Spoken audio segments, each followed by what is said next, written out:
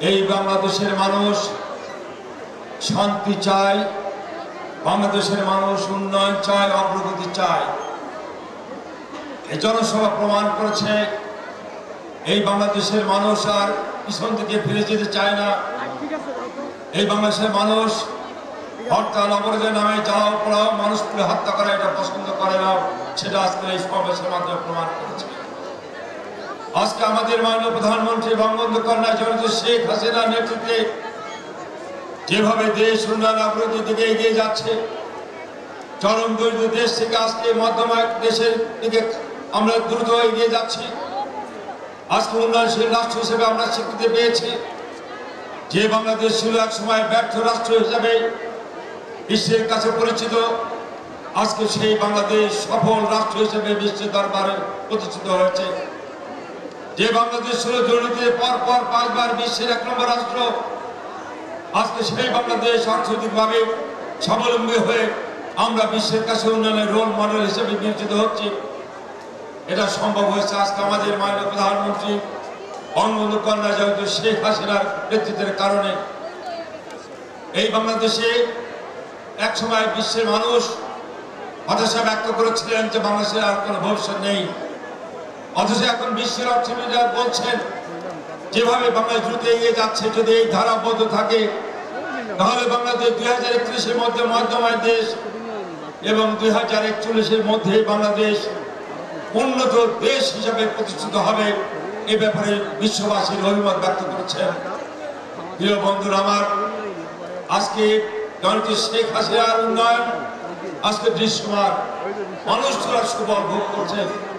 Dhaka elevated expressway, metro rail, যার মাধ্যমে সাধারণ মানুষ আজকে গণপরিবহনের সুবিধা পাচ্ছে। আজকে পদ্মা সেতুর কারণে দক্ষিণ এবং দক্ষিণবঙ্গের মানুষের সঙ্গে যোগাযোগ ব্যবস্থার সুদৃঢ় হয়েছে। আমাদের চট্টগ্রামে কর্ণফুলী টানেল, নদীর নিচ দিয়ে তলদেশে টানেল মাধ্যমে যোগাযোগ ব্যবস্থার বিস্তৃত ঘটেছে। সারা দেশের সকল হাইওয়েগুলো 4 লেন সেক্টরে রূপান্তরিত হচ্ছে।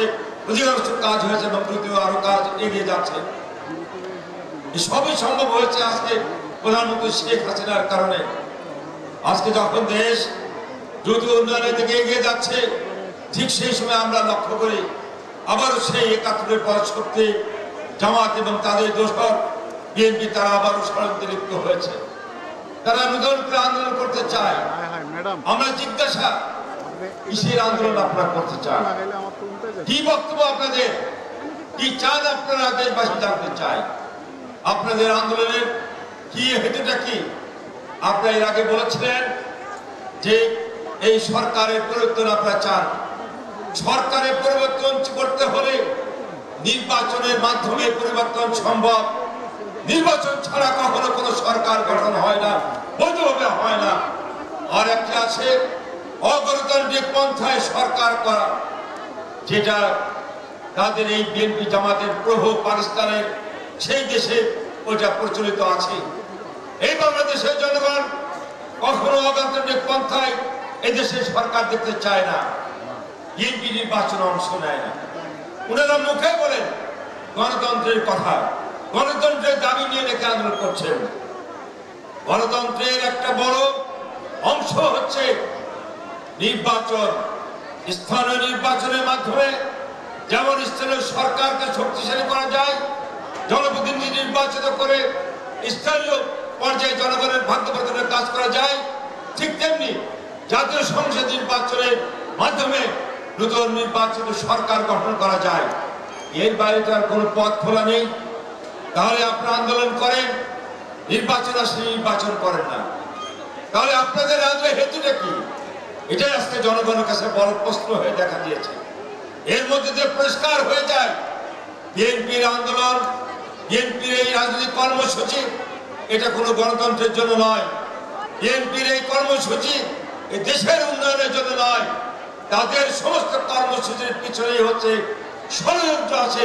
অগণতান্ত্রিক পন্থায় ক্ষমতা দখল করার একটা গভীর ষড়যন্ত্র ছাড়া আর কিছুই নয়। এই দলটির প্রতিষ্ঠাতা জিয়াউর রহমান, যিনি পাকিস্তানের আইএসএল এজেন্ট হিসেবে কাজ করেছেন 71 সালে, তার বহু প্রমাণ উনি নিজে রেখে গিয়েছেন। সেই জিয়ার নেতৃত্বে 1975 সালে 15 আগস্ট জাতির পিতাকে হত্যার মধ্য দিয়ে এই দেশে যে অগণতান্ত্রিক সরকার গঠনের প্রক্রিয়া শুরু হয়েছিল সে আইসের নেতৃত্বে এখনো তারা সেই স্বপ্ন দেখে, এখনো তারা মনে করে যে ওইভাবেই বোধহয় সামরিক বাহিনী সহায়তা করে সরকার গঠন করা যাবে।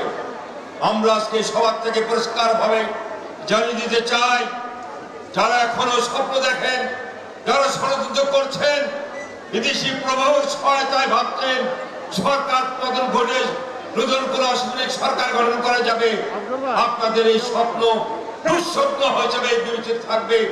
এই বাংলার জনগণ এই বাংলাদেশে আর কখনো অবৈধ পন্থায় সরকার গঠন করার কাউকে সুযোগ দেবে না।